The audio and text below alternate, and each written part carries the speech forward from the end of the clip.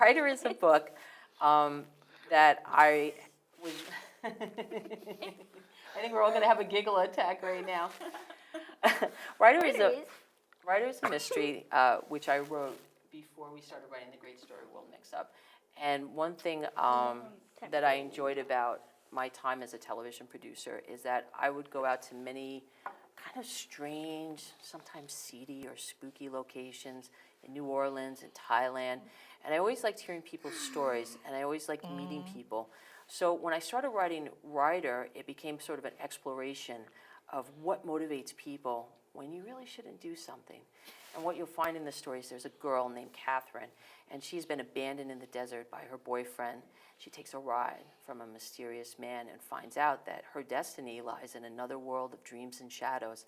And this man has come to find her, but in fact, she is a traitor, and she is going to be punished.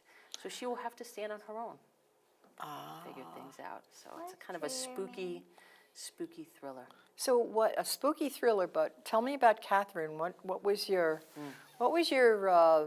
reason for creating a character like Catherine? Well, Catherine is really interesting to me because I have always been a person that kind of hides behind a hard shell, and that covers up shyness. I was very shy as a child, so a tough exterior saves you from hurt and fear. And so Catherine, too, is the same kind of person. She has a real tough exterior, and what she has never really done is actually stood on her own and made her own decisions. So now this fellow comes into her life, and he makes all her dreams come true. But really, he's positioning her to come back to this other world with him. And when she agrees to do it, she has to go on a quest in which she's going to defeat these nightmare monsters which she's unleashed. And through her experience, she does learn about herself, and she has to make some serious choices about what she considers home, about who she loves, about who she's loyal to, and ultimately about which world she's going to save, ours or the land of dream and shadow they call paradise. That's although it's a work of fiction, these are the kinds of choices I think that a lot of girls have to make today because of the situation that exists culturally in this country. There's a lot of homeless kids. There are a lot of kids who are really left on their own quite a bit. And then there are also the kids who are never left on their own, who need to learn that there are choices.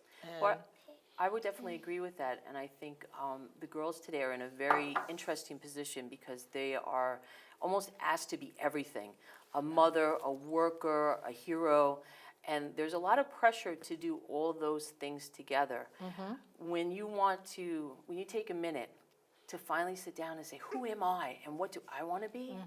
That's what Catherine's doing, and that's something I think we don't give ourselves a chance to. That's we true. just run and run and run. It's true. Yeah. It's true. And I like the fact that you've created a strong female character, because I feel that I have created a strong female character too. And I know of other women who have tried to create strong female characters so that our girls know that they can do just about anything. Well, and one thing, and I'll let you talk in a minute, but I think what's interesting too is books as role models. It's interesting because I found with my daughters that pop culture is not as sizzling in some ways that we thought it was. It's very tangible to them, and it's almost overabundant.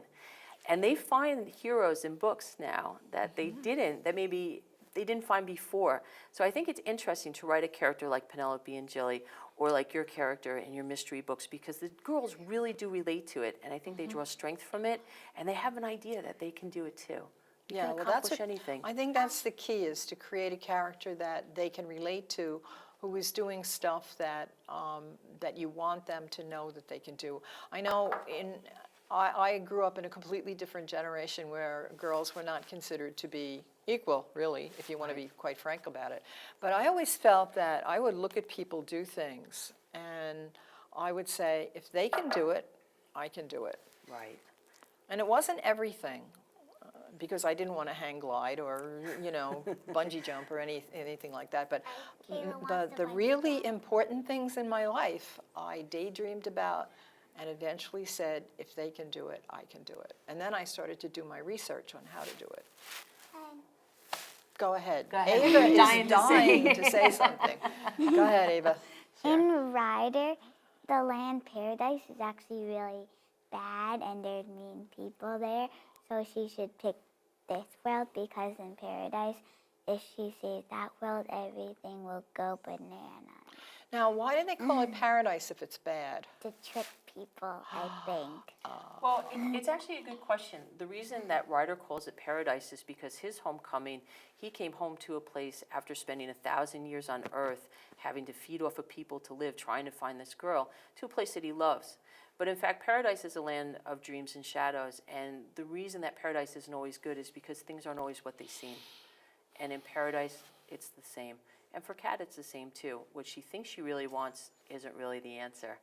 But I'm not going to give away the ending. No, no, no. No, we never give away the ending. We never give it away. Now, I would like to ask you all three, not at the same time, the same question. And it's a very important question because we are hoping that this show is watched by authors. And since all three of you are authors, Kayla, what's your best advice to an author? Well, From your own experience, Kayla, the things that you do, what do you think they need to do? well, you have to think of an idea, otherwise you go nowhere. Yeah, well, that's true. Start with an idea. Where do you get your ideas from? Usually I sometimes get them from either other books or things that me and my friends have done. Okay, that's basically what it is. Ava, what do you think? Best advice. If I came to you, Ava, and I said, I want to write a book, what can you tell me that will help me? The first thing that you should do is think of an idea. Then keep thinking of ideas. You should write them down, and then when you finally figure out how to do one great idea, you should make it into a book. Okay. And what grade are you in? Second. Wow. And Mom, we have a few seconds left for Mom's words of advice. Well, you know what? I think as a writer, I had to really struggle to overcome it. And I think you need to write, you need to listen to other people, and you need to read the best works you can find and draw from that the parts that you like, that you want to incorporate into your own writing. Never give up. Never give up. That's funny. Another guest said that too. Yep. Thank you. Thank you very much, ladies.